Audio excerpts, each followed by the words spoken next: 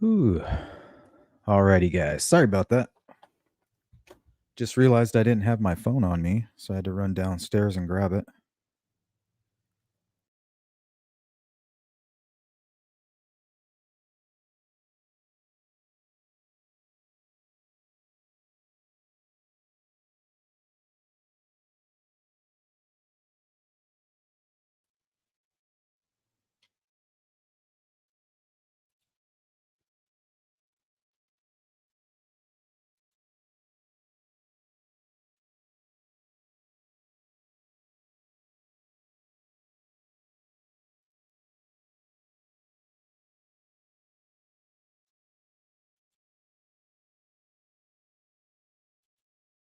All right. Let's get into it.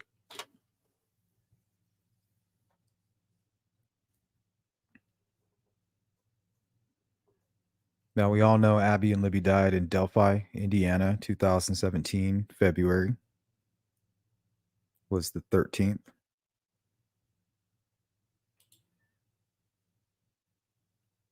It's got to be the strangest case I've ever covered.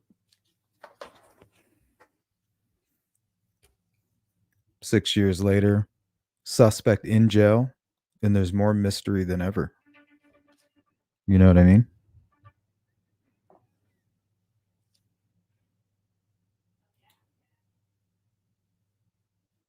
Good to see you, Jill. Dawn.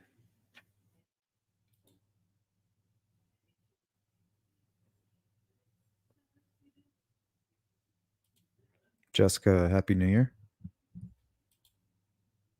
Rain Dancer, good evening. Night Shadow. Shout out to Charlotte. Thank you for the super sticker.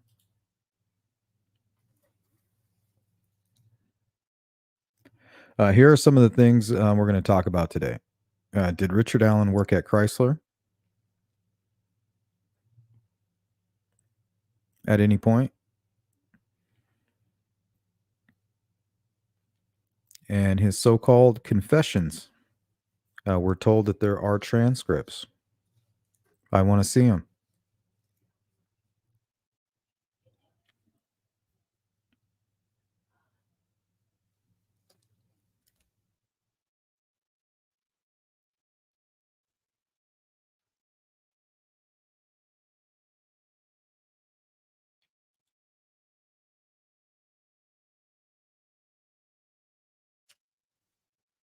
Good to see you, Devoted.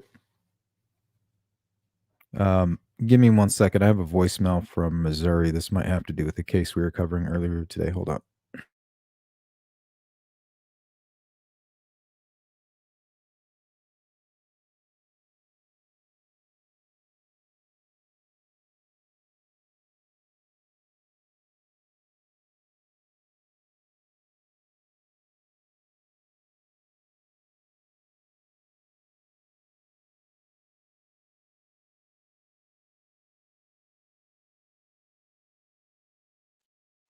No voicemail.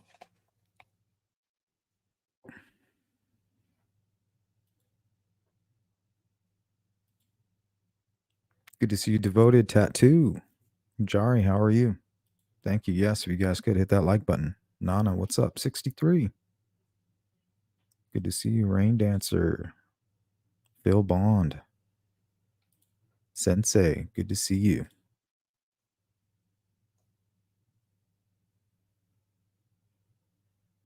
We do not train to be merciful here. Mercy is for the weak. Here, on the street, in competition. Is that true? You run a tough dojo. What's up, Tech Death? Julia, how are you? Yeah, I meant to go live yesterday, but something came up. Good to see you, Julia. Charlotte, thank you again.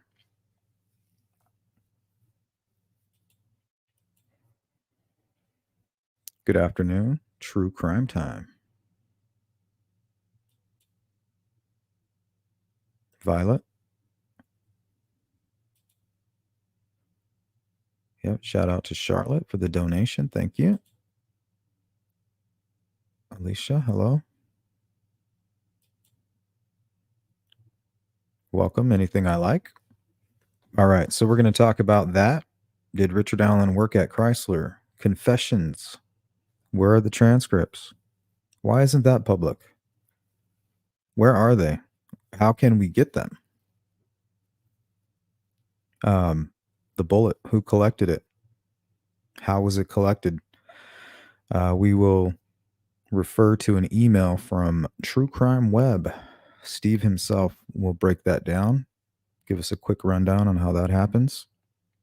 And if any of you out there have this information on who personally collected the unspent bullet at the crime scene, feel free to share it.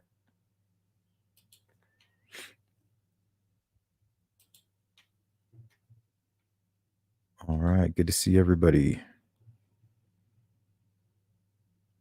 Sarah Harvey says, more like extra drama by unnecessary actors than with the case.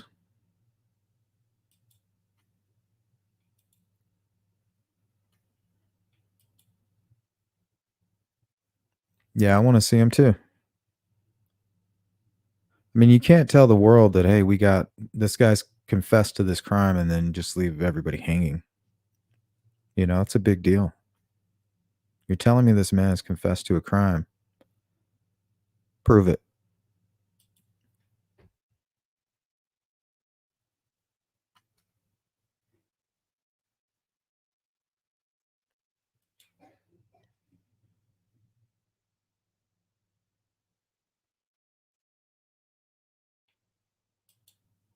Yeah, maybe that's something we can all come together on. We all want to see the transcripts, right? Mutual goal. Good to see Jerry. Nedra, hello. Randy Gravitt in the house. What's up, Randy? Good to see you. Cindy Hudson. Okay, so after we talk about that, we may go over some interviews with people who actually knew Richard Allen. Who was he? Motive. And then something that Brad from Outside of the Grid brought up, which is another great YouTube channel. You should go check it out. That is Outside of the Grid. Now, Brad had a great question. He said, okay, the murders took place the day before Valentine's Day. Why wasn't Richard Allen out shopping for his wife?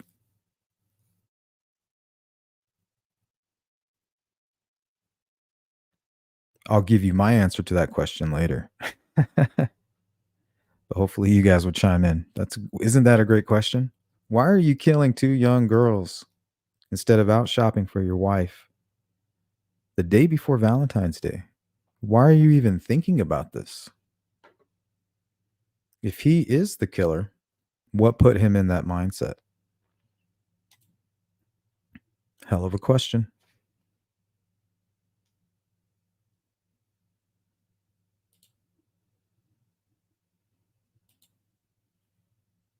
What's up, Doris? Julianne, good to see you.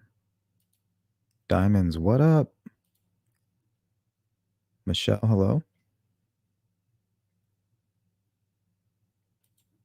Digi, good to see you. Melissa.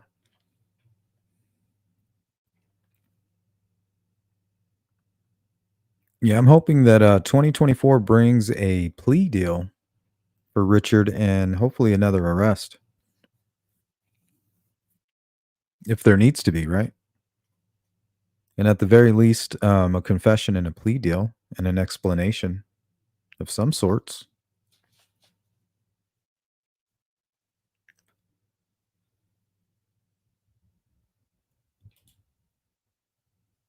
Lisa.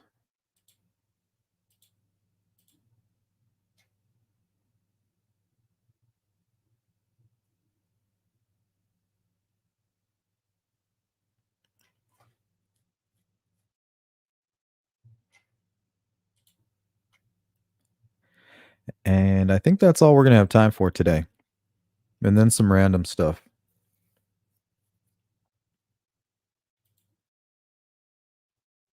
Okay, so let's go to did Richard Allen work at Chrysler?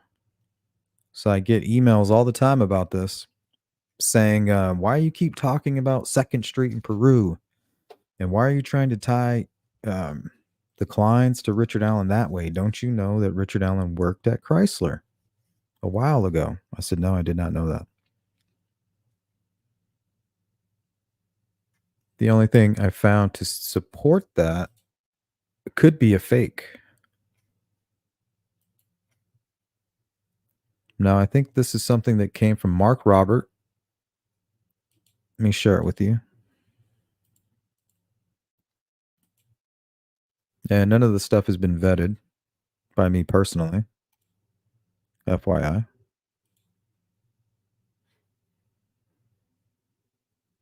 Okay, now you notice you can see his name up at the top, Mark Robert. And I believe this is how it's received, right? Thumb drive map. And there's an index. Now, this is supposedly information that was leaked. Oh, what the heck was his name? Is it Woodhouse? Brandon Woodhouse? I believe that's his name. I haven't followed the leak too much, but I believe Brandon Woodhouse sent all of this information that was apparently accidentally leaked to him over to Mark Roberts. But he says he may have doctored up some of the documents to kind of see who was sharing what. So rumor is he wasn't honest, or he was trying to find using those old "where's the mole" tactics, right? Put out a little bit of fake information and see where it surfaces. Well, if you shared that information with somebody, you know they're the mole or the one that shared the information. But the reason we're talking about it now is right here. Says, and I think that's pronounced Stellantis, right? And that's Chrysler. And then just below it, the response to the subpoena to Chrysler is Richard Allen employee change notice. Looks like they got an answer.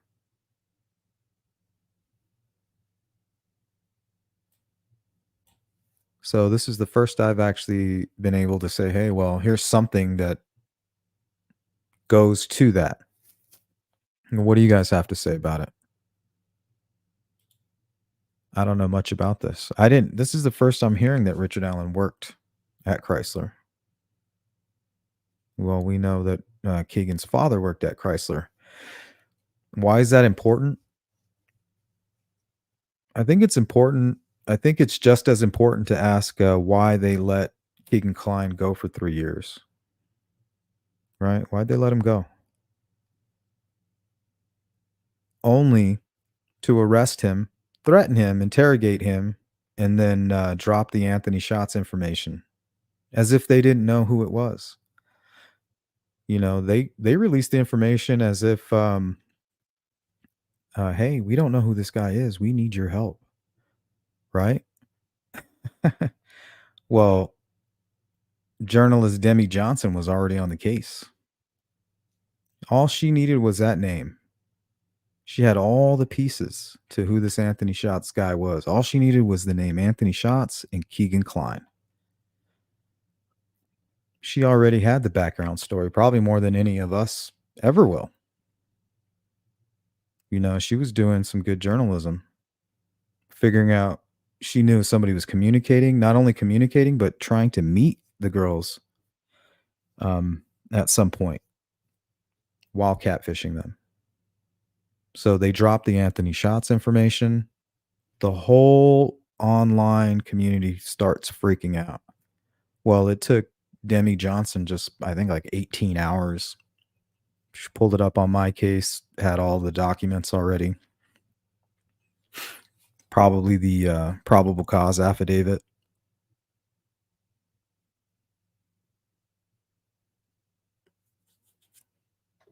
You want to know why? Because that's what they wanted her to do. She even asked him, hey, are you going to tell me what's going on with this? Or I'm going to go public with this guy, Keegan. They said, up, don't know what you're talking about. Go for it. Because really, it was a race. It was a race. Who's going to go ahead and put Keegan Klein's name out there first? Because we know when he spoke with Barb McDonald, he said, well, I had a guy in Texas. Well, no, first he said that he spoke with investigators and they said, hey, man, we're getting ready to put something out on you in the media.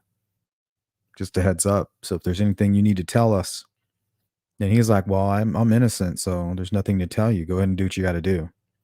So boom, that night they released the Anthony Shots information. And the next morning, Keegan Klein's getting a call where someone's trying to communicate with him from Texas.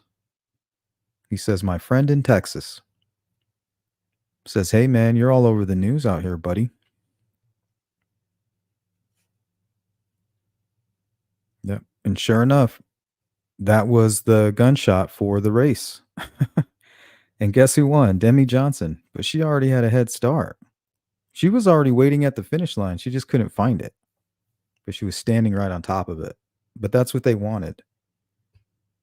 They wanted somebody to say, oh, well, Keegan Klein is Anthony Shots. Oh, is he? Because this was a pressure campaign on him. But why? Why let him go for 3 years? Do this stunt with Anthony Shots, knowing damn well Keegan Klein created that account. Why do all that?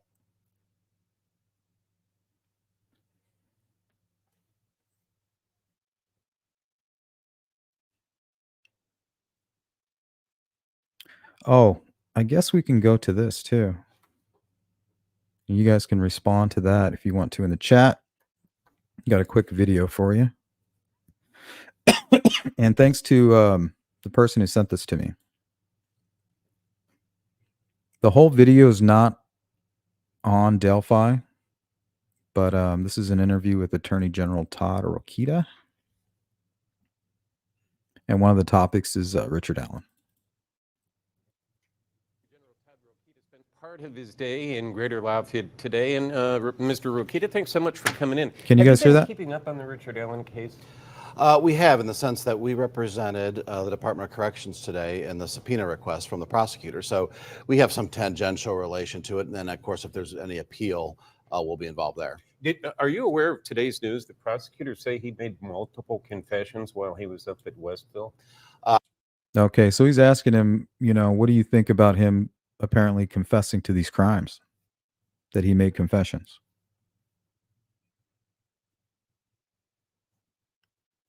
Let me just go to the chat real quick.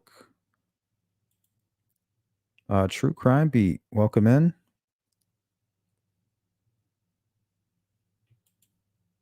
My guy Choppa.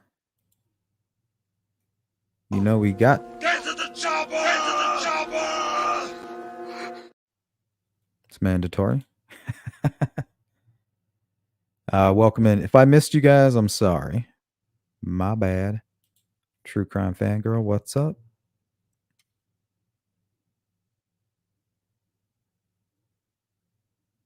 Joey, good to see you.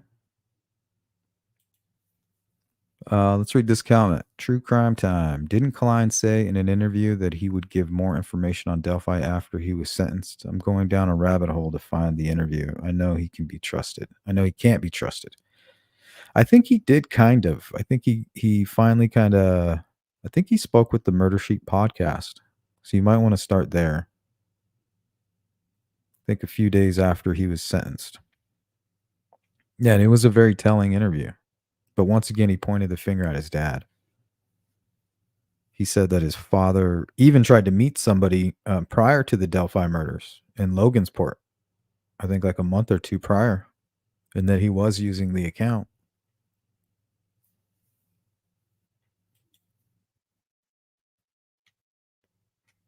All right, let's continue this. I hadn't followed it exactly today, but, the prosecution's very good. and we have full faith and credit in them. And I know that in the subpoena process that he's going to be staying at the correctional facility and not going back to county jail. Yeah, and you represented the DOC. So how does that work? What was your office's Well, so work? that's a great question, a good civics question. The Attorney General Great civics represents question. all the state agencies, or nearly all of them. And then we represent all the county prosecutors in terms of any appeals that come about as a result of their motions or even as a result of the final verdict. So, and the reason for that is because state criminal law needs to be uniform, especially at the appellate stage where precedents are set. So you don't want one county's prosecutor deciding something. Let's go to Cindy's comment here.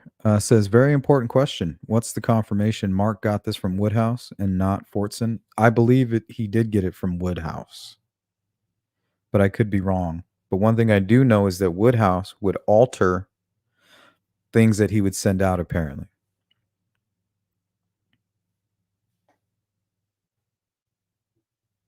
One way on appeal by the way he or she argues, and another county arguing the same issue a different way. So it all has to kind of come together. And it's my job as Attorney General, with the help of some great Deputy Attorneys General in a pretty large division of our office called Criminal Appeals. Digital says, I heard he worked at Chrysler after Walmart and before CVS, but never saw verification. Yeah, and I know it might be something small, but does anybody have anything to support that? If you could please email me or put a little bit of information in the chat to help us kind of locate it. I think it's interesting, right? We've been looking for that connection because they have to explain themselves. You can't let this guy, Kagan Klein, the creator of an Anthony Shots account, go free for 3 years without an explanation, right? And I'm hoping this is it. But they need an explanation at the very least, whether it's connected or not. To make sure all that's synthesized. So what work would you have done in the DOC representation for the Delphi case? Right. So the Department of Corrections is a state agency, and they were subpoenaed, I believe, by the prosecutor for their testimony. Good question, Doris. They deserve representation in that process, just like everyone else who would get a subpoena. And so we represented them. It wasn't a necessarily.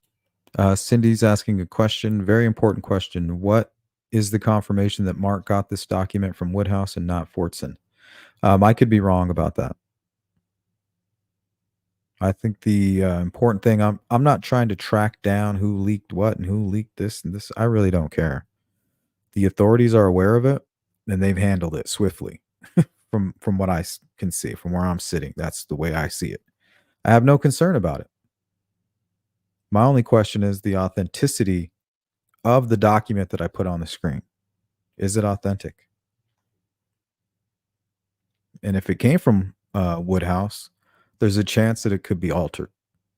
Really a heavy lift, but we wanted to make sure they were prepared for the kind of questions they were going to get, that they had the information that both parties would want, and it went well. So what do you make of the case in general against Richard Allen? Well, I'll tell you, I've been following this case ever since I was. Okay, guys, pay very close attention to this part of the conversation. The congressional representative from this area, and it's just so heartbreaking as a father to keep rehashing that story. And I know the people of this community. And I think I'm looking too far into this. That's where I stand. But I want to get your opinion about what he says here in just about 10 seconds. And myself, we've been waiting so long for justice to be served. Still, this isn't necessarily a slam dunk case in that respect. The evidence is circumstantial. I want to see justice done, and I want to see it done to the right. Well, let's talk about that first part. There's kind of two parts to this. This is not the biggest part I want to focus on, but it is important to hear what he just said. Necessarily a slam dunk case in that respect. The evidence is circumstantial. Do you agree with that it's circumstantial? Even the fact that they find that unspent casing, I mean, it is circumstantial, right? They don't have a witness that has him leaving the unspent bullet there. It's compelling, but it is circumstantial. But you can be convicted on circumstantial evidence. Happens all the time. I want to see justice done, and I want to see it done to the right person. and this is not the easiest case to prove Thank in you, that guys. respect. Also, I remember that I have a reward out. Okay, so he starts talking about the reward here. Listen to what he says. That I'd like to see the state police make sure if there is a conviction here, it gets out to the right people. So, I mean, back from when I was in Congress, there was, I think, a $25,000 award that I was part of. Who would get that in this case? We'll have to wait and see how that works out, but it's for the person that helped us get the evidence. It's for the person who helped us get the evidence. That made a conviction. Yep. It sounds as if once and if they convict Richard Allen, somebody's going to get that reward. Is that how you guys heard that? And this is not the easiest case to prove in that respect. Also, I remember that I have a reward out that I'd like to see the state police make sure if there is a conviction here, it gets out to the right people.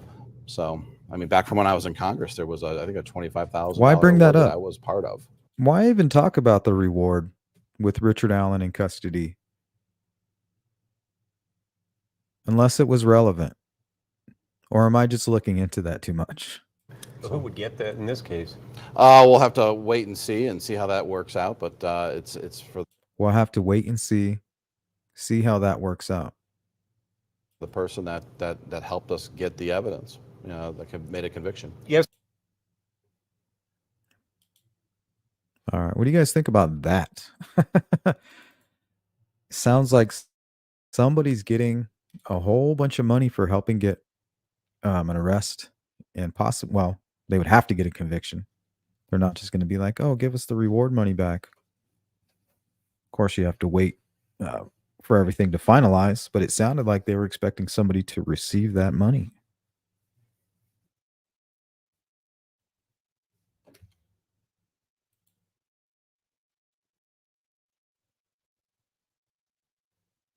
Molly says the whole thing makes zero sense why KK was not arrested. Yeah, they have to explain that. And it's hard to really pay any close attention to what Doug Carter says because he's just so like fortune cookie about everything. You know, you want to believe him when he says, I want to tell you one day what we know. Like, I believe him when he says that, but I also know it's his job to make me believe that. As a public relations person, that's like his job. And he puts a lot of theatrics into things. So it's hard to know what to take with or without a grain of salt with him.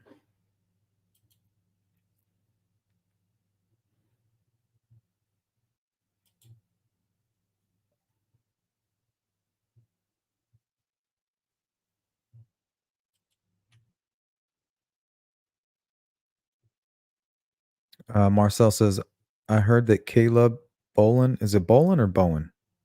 Mother, also Chrysler employee.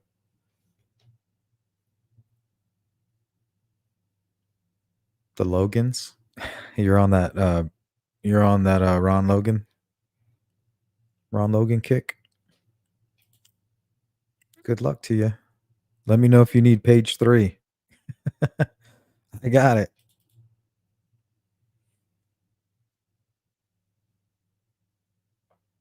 What's up, Shadowbox? I'm getting a complex, yo. And I saw you too, and I thought I already caught you. That's my bad. Don't trip, yo.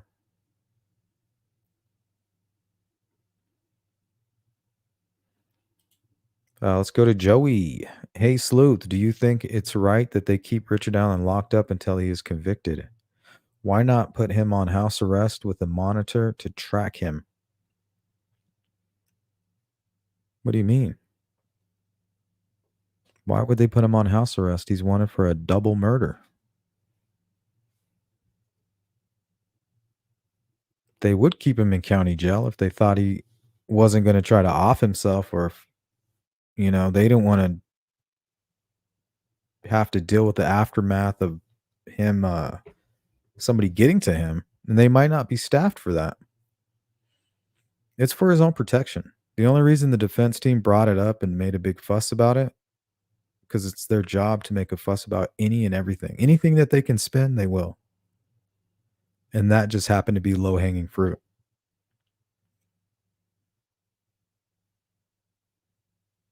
And we see Richard Allen in a prison that Kagan Klein is pretty upset about leaving.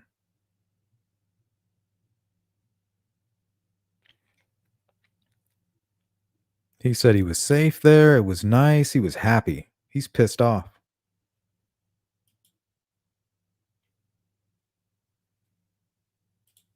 I was a little happy about that. But I figured that he went to Miami County to be closer to the Delphi investigation, honestly. And that's probably my confirmation bias coming to the surface. But I mean, I've been following this case for a while. When I look at it, I'm looking at a whole lot of information there, in my mind. And it's painting a picture to me. What's up, Saska?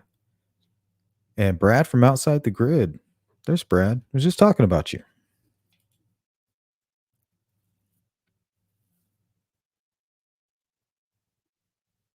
Happy New Year, Saska. I did. I hope you guys did too.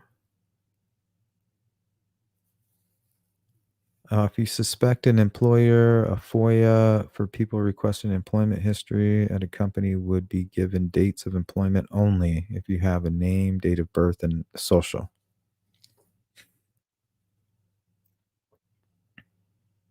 Well, I'm sure all that information is within those documents.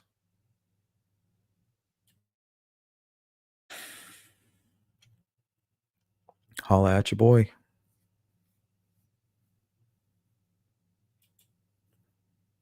Rain Dancer says he is very worried about the case. He is worried. They're not going to take him over to Grissom Air Force Base just to have him blow smoke up their ass.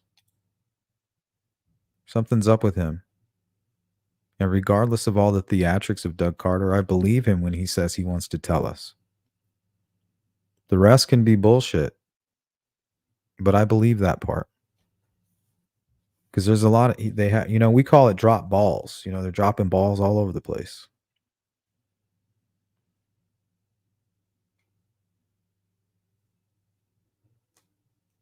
Well, sometimes fools become wise.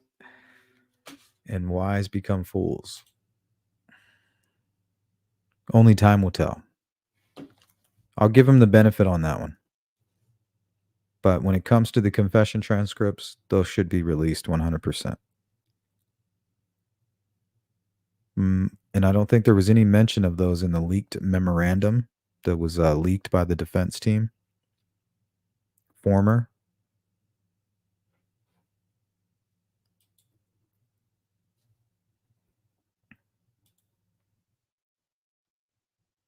Okay, now let's talk about the bullet. Now, the Attorney General Todd called it circumstantial. I agree with him to an extent.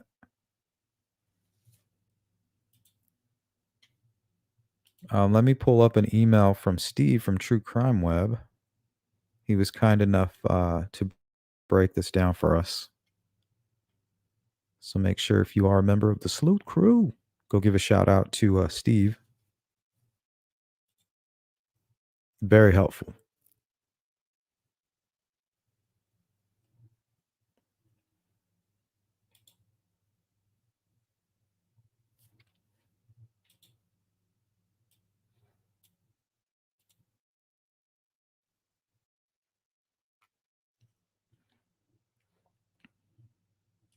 Catch up on the chat real quick. So my question was about the collection of evidence. Crime scene evaluation and evidence collection. And if you don't know, Steve is a retired professional, homicide detective and CSI. So he knows his shit.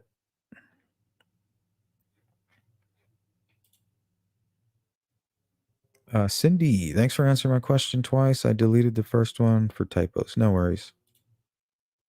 I probably thought it was spelled right. What do I know? Is he part of the prosecution against Richard Allen or the Delphi task force? No. The attorney general. That's like the lawyer for the state. He's more like an attorney for the state of Indiana.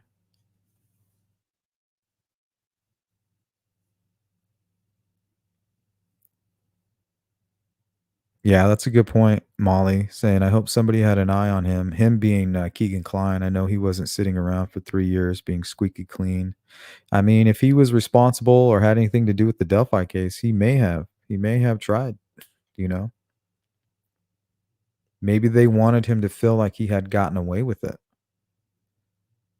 Maybe all it took was one phone call to the wrong person, and they got him on a recorded line. I don't know. I'm curious when this is all said and done. I'm very curious to know the work that they put in, especially with the FBI, because Indiana can't go flying to Las Vegas where Kagan moved. You know, if he had anything to do with this crime, Indiana would have their hands tied. It would have to be the FBI. So they most likely have the details to that part of everything, if it means anything at all, which I believe that it does. Anna says, the unspent round, I think, is better than circumstantial, but there are various ways that cartridge could have gotten to that crime scene. Exactly. And that's the part to me that makes it circumstantial. You know, yeah, the odds might be very low. Like, what are the odds that you're on the trail that day and then they find your bullet that they can prove came out of your gun that you didn't let anybody borrow? Like, what are the odds? But still, circumstantial. Very powerful. I would be compelled. If you can convince me that you are talking to an expert about this, and that expert can convince me, I don't know. For some reason, I feel like that's very powerful. I mean, the only alternative, right, is somebody planted it there. And that's why we wanted to talk with Steve about chain of custody stuff and what happens with evidence collection. Now, let's read this email. Once again, shout out to Steve from True Crime Web. A very brief overview of crime scene evaluation and evidence collection. First, responding officer arrives on scene, determines if life-saving measures are needed, and implements as needed. 2, visual overview of the scene, noting victims, persons on scene. That's interesting there. Evidence, weapons, signs of entry and exit, etc. If the bullet is noted at this time, the officer will note and brief investigators and CSI upon arrival. 3, secure the scene. Begins time log of events, personnel arrival, equipment request, etc. That was A. B, supporting personnel. 1, log in at arrival, investigators, CSI, and law enforcement. Secondary perimeter is secured, widening the overall area and crime scene and taking outsiders and non-law enforcement from the line of sight.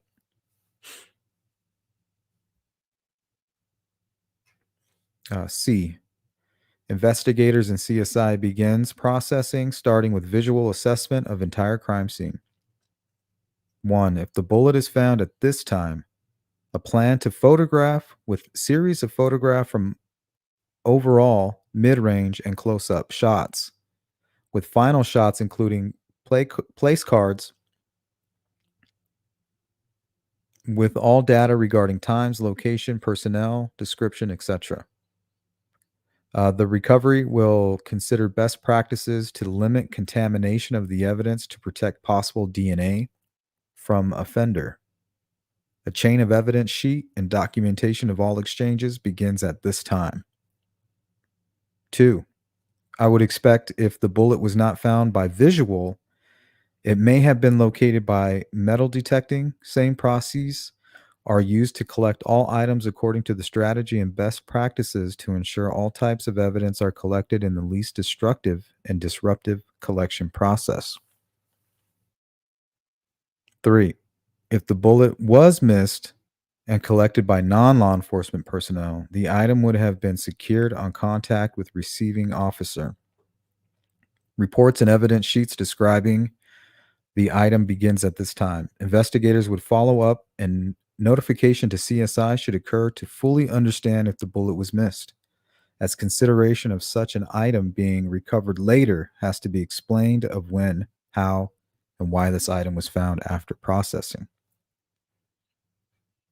So shout out to Steve. Thank you, sir. Let me go back here. I want to talk about the chain of command stuff. So we heard in the memorandum they were upset that they didn't have any photos after the fact. But the thing is, if you have a strong chain of command, it doesn't matter, right? If you have a chain of custody, sorry, not chain of command. So if you have a strong chain of custody and everything is done properly, it would not matter, because that proves that whatever was taken out of the ground and photographed is still what is in that sealed bag. And you have a log sheet, you have signatures to prove it.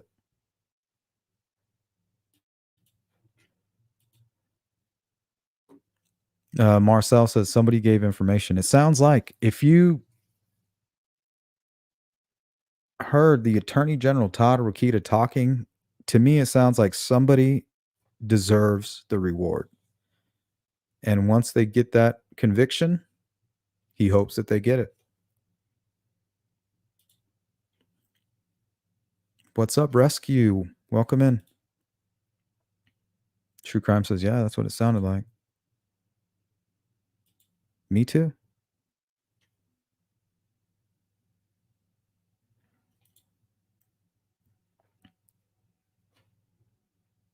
Yeah, thanks, Alicia, for sending that to me, by the way. I'm sure you don't mind if I tell everybody. And I remember watching it, but I'm glad that you folks are going over these old interviews. And I mean, if hindsight is 2020, let's not miss it, right?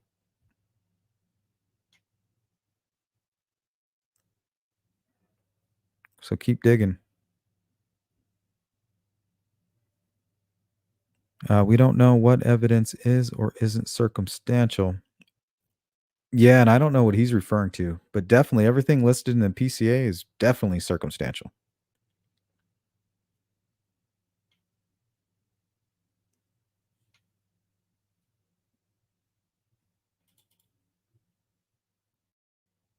Let's go back to the confession here. So this is what they put in the PCA. On April 3rd, 2023, Richard M. Allen made a phone call to his wife, Kathy Allen. In that phone call, Richard M. Allen admits several times that he killed Abby and Libby. Investigators had the phone call transcribed, and the transcription confirms that Richard M. Allen admits that he committed the murders of Abigail Williams and Liberty German. He admits several times within the phone call that he committed the offenses as charged. His wife, Kathy Allen, ends the phone call abruptly. Where is the transcription? You can't tell us that a man confessed to killing these two girls and not prove it.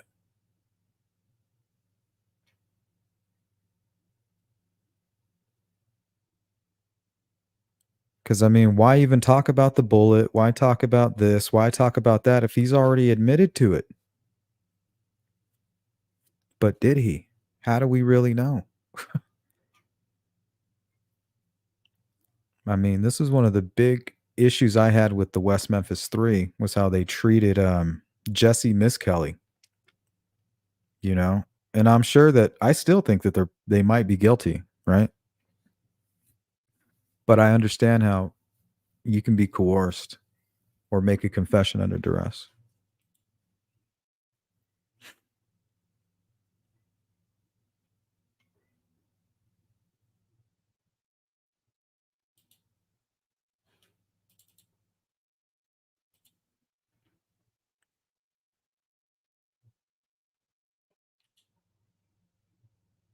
Money is a motivator.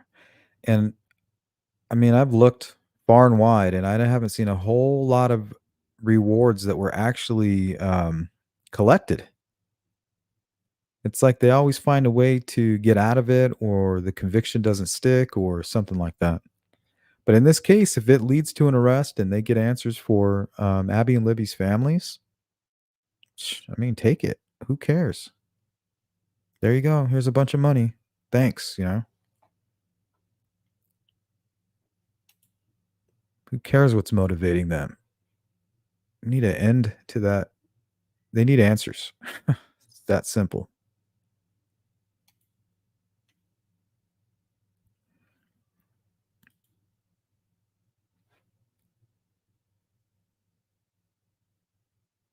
Okay. So it looks like we are running out of time. So let's focus in on this question, and then I'm going to just pull up something and we'll talk about it. Valentine's Day. Why wasn't Richard Allen shopping for his wife? What do you guys think about that? Abby and Libby were killed the day before Valentine's Day. Why was he thinking about doing something like that? Or was he doing it for his wife? Was he doing it to keep a secret? In his mind, this was a gift, keeping his marriage and keeping this secret from her.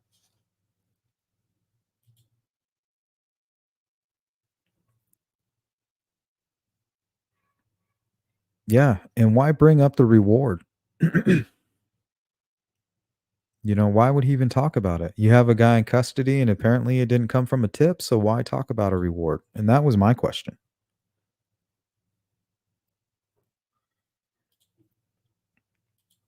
Oh, sorry, Shadow.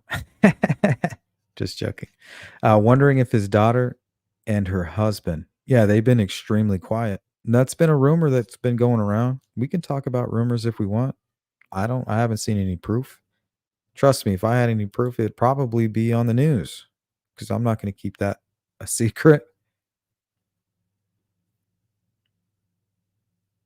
Anna says if there's a conviction, etc., sounds like he's just talking. Or do we imagine KK becoming very wealthy while doing 40 some years? No, I don't think he would. He would never get that reward. I think it would go to somebody else.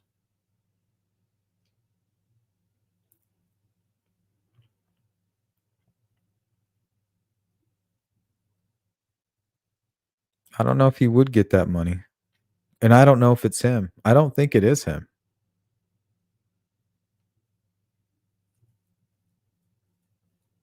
True Crime Time says an arrest 5 years later. Didn't they have evidence from the beginning? On who? Keegan Kline? They arrested him 3 years. They let him go for 3 full years.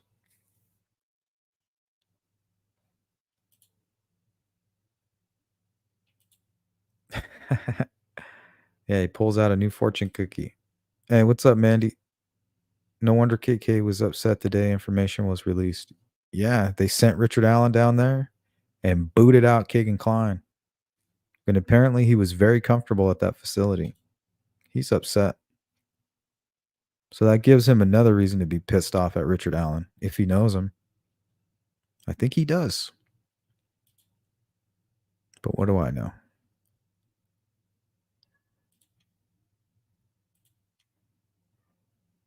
Violet says we need all the facts in the case to get the whole picture. He's possibly a violent child killer. He can't be left alone. He will take an easy way out. Exactly. He needs to be under 24-hour observation without violating his rights. You know what I mean? Hey, Jill, before anybody got the money, I would be looking into whoever it is real hard. Yeah. Make sure they're not trying to set somebody up.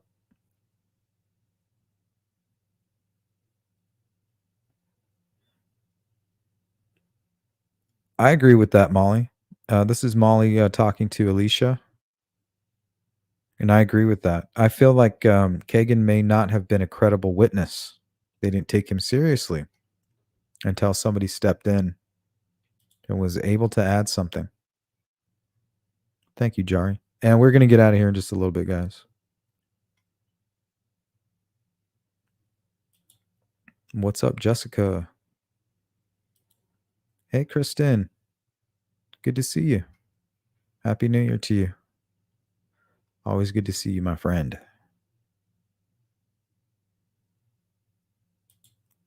Let's go to user 2122. I think the whole reward statement was a fishing expedition. They want someone to talk, and money makes for loose lips.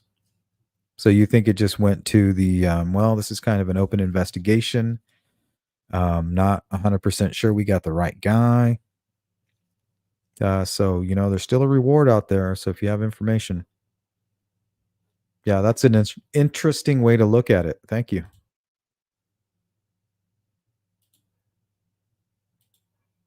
Looks like their 63 Clocks gifted somebody with a membership. So you guys might want to check. You might be part of the sleuth crew. That'd be cool.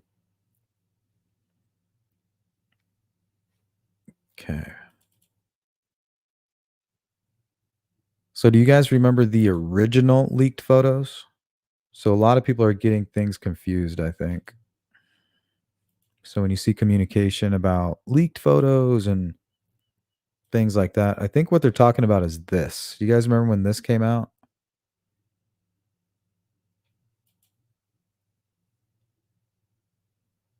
And I still can't explain it. I mean, I don't know why Libby's clothing would just be sitting in the middle of the creek like that. And I couldn't figure it out. So I kind of created this today for you guys.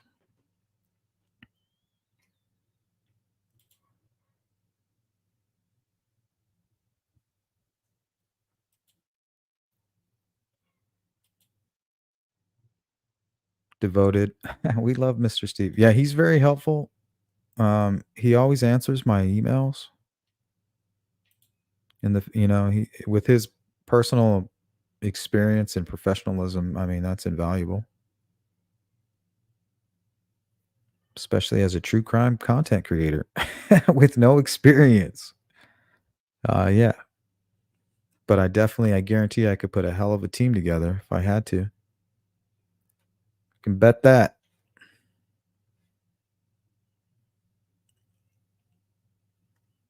Call me Oppenheimer. I'm bad at math, but I'll show you who can do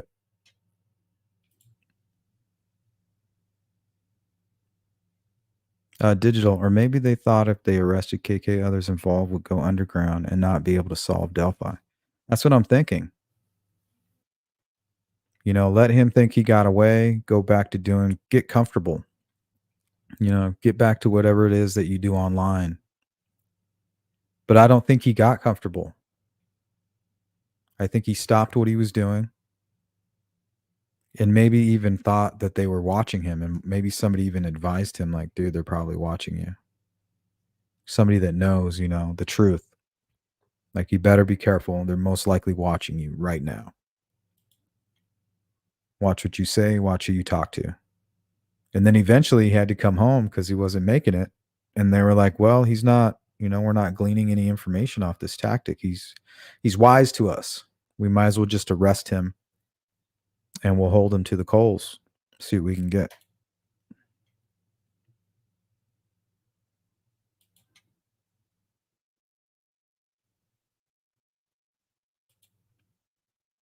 CJK, if you don't lock up presumed killers before trial, they will flee, hurt others, hurt themselves.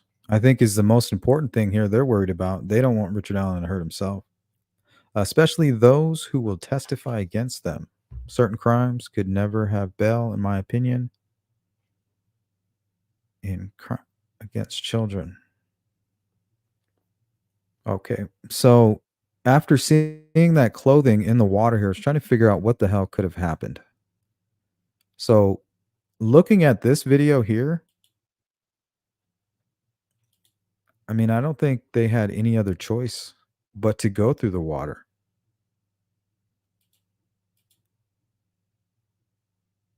So, right, down the hill at gunpoint. But if you notice, they can't go in this direction. That's a cliff. There's just no way for them to go up that way. Now, their next option is water, and this is like a sandbar.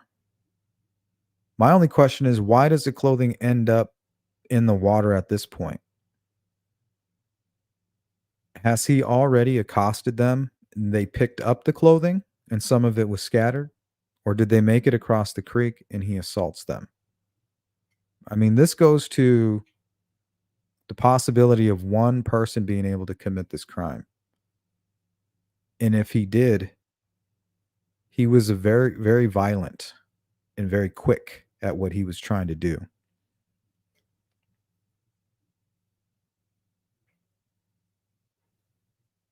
So, I mean, there's really only one choice.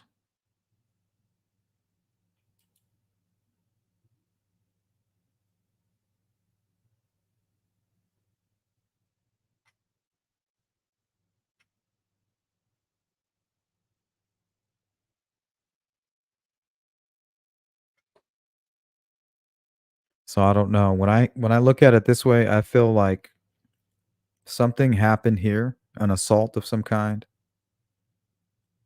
And when they ran, only Libby was really able to get up and over this cliff fast enough to truly get away. And I think that she was hit so hard and so fast, Abby didn't even realize. She's still picking up clothing. She's trying to get up over the edge of the cliff to look like what happened. And that's when the killer is already walking back towards her. I mean, why else would the clothing be in the water that way?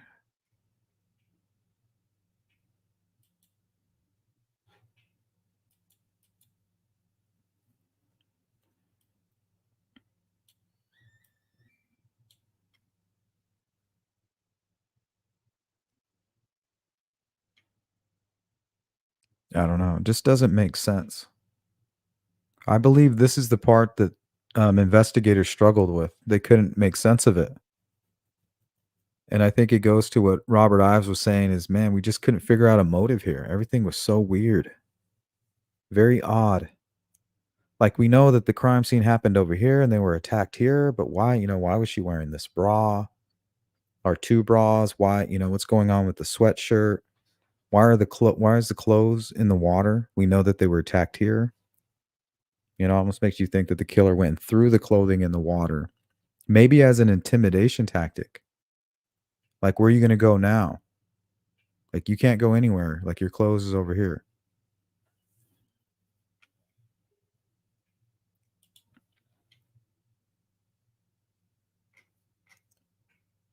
So I'm not quite sure.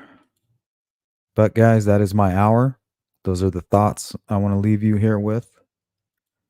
Shout out to Charlotte for the super sticker and 63 Clocks for gifting somebody a membership. We will be having the members only live tomorrow, probably around 6 p.m. Eastern Standard Time.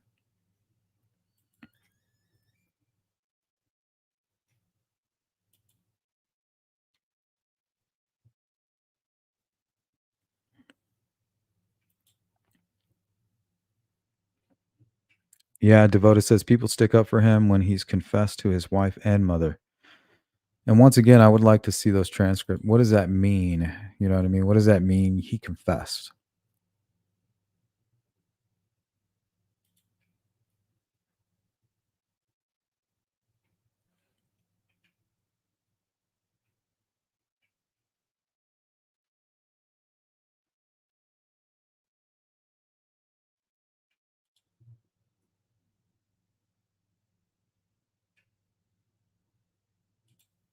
Alicia says maybe the news not getting the transcript of the confession is what Baldwin is referencing when he says the thing about journalists need to do their job.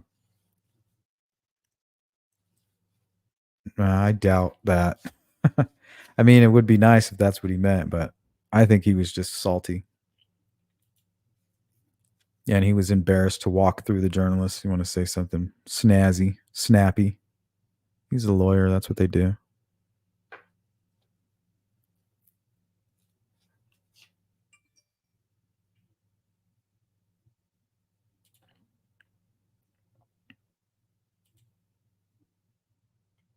All right, guys, if you could hit the like button on the way out. And if you're part of the replay crew, let me know what you thought about the topics and the things that we discussed today. And we'll do our best to get back to you. But I am out of time for today, guys. Thank you again. Shout out to you. And let's hope for justice for Abby and Libby in 2024. I think they're going to get it. I think it's coming. See you guys later.